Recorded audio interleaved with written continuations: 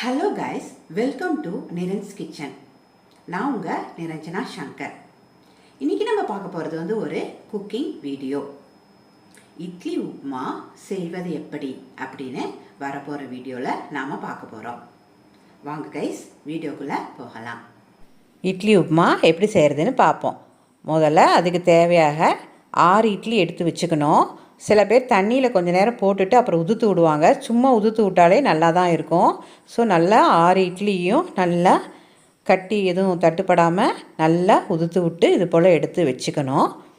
அந்த டைமில் நம்ம கடாயில் கொஞ்சம் எண்ணெய் ஊற்றி கடுகு உளுந்தம்பருப்பு போட்டு தாளிக்கணும். நல்லா அது பொரிஞ்சு வந்த உடனே கடலைப்பருப்பு 1/4 ஸ்பூன் எடுத்து உள்ளே போட்டு அதையும் நல்லா பொரிய விடணும்.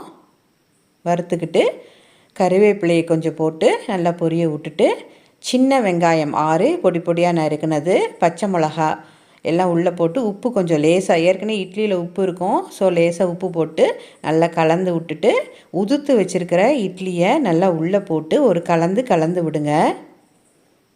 ஸோ இது போல் நல்லா கலந்து விடணும். ஸோ அதை ஒரு 3 நிமிஷம் நம்ம மூடி போட்டு வைக்கலாம்.